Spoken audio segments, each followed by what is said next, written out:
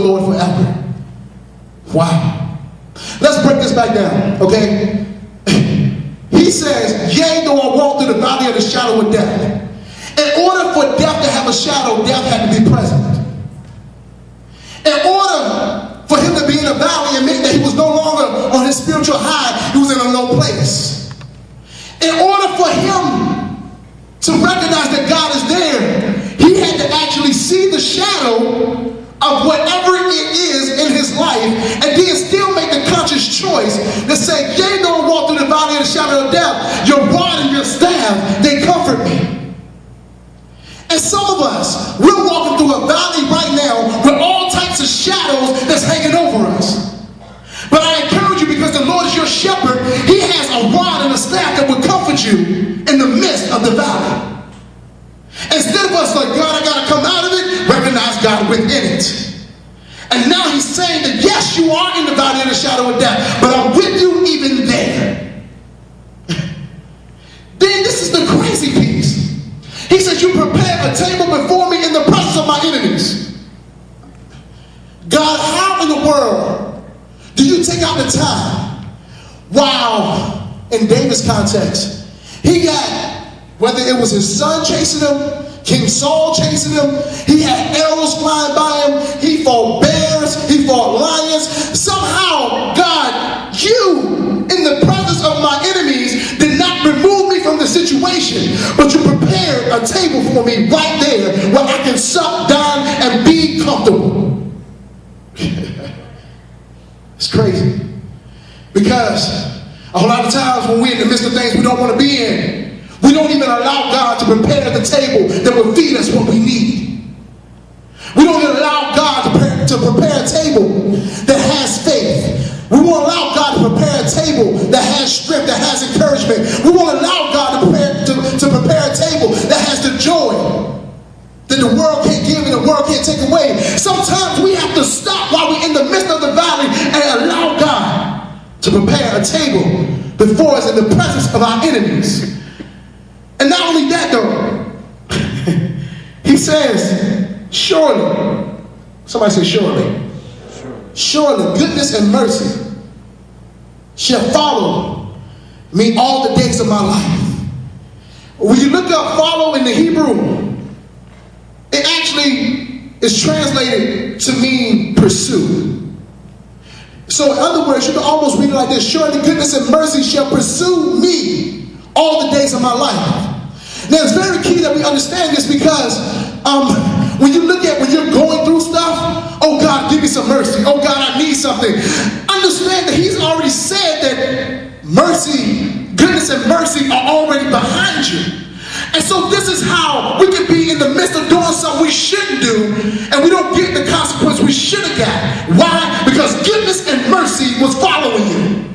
This is how the car can spin out of control, and you still have some way that you get out of the car unscratched and still be able to breathe. Why? Because goodness and mercy was pursuing you. It was following you no matter where you went. This is how we can do some of the dumbest stuff in our life and somehow we still be able to make it through, because goodness and mercy, it follows me. So when somebody comes up to you and say, how did you make it through? How in the world did you be able to overcome whatever it is that you went through? How did you do this? You can simply look back and say, goodness and mercy followed me all the days of my life. It ain't got to be anything complicated. Sometimes it's about recognizing that God has already made himself present. In Lamentations chapter 3, it says, because of your mercies we are not consumed. Because of your mercies we are not consumed. Then later on, Jeremiah wrote Lamentations 2. He says, great is thy faithfulness, morning by morning. Wow. Mercy pursues. Goodness pursues you. This just means you can't even get away from it when you try. One more thing. It says, then he says, and I would dwell in the house of the Lord forever. This is my desire. This is what I really want you to understand. That when God has something to do with it. Whatever the it is. Identify the it's in your life, the things that are going on, and it seems like God is nowhere near it.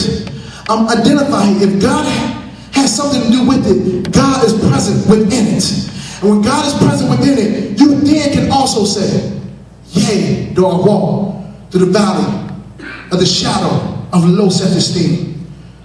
Yea, though I walk through the valley of the shadow of depression, of the shadow of sexual immorality, of the shadow of anxiety.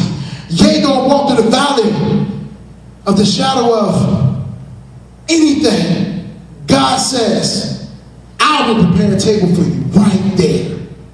Goodness and mercy shall pursue you. It shall follow you all of your days.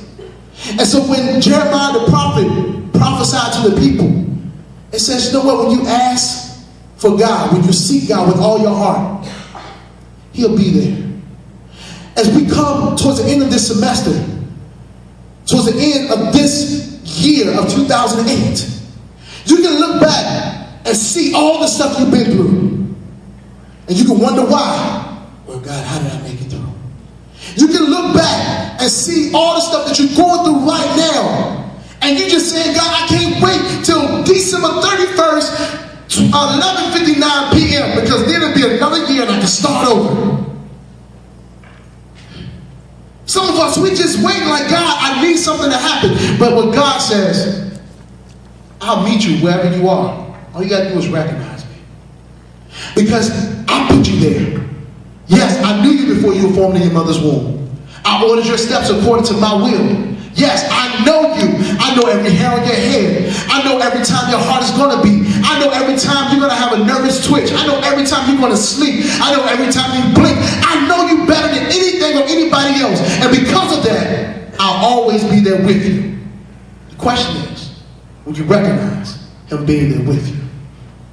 Will you recognize his presence?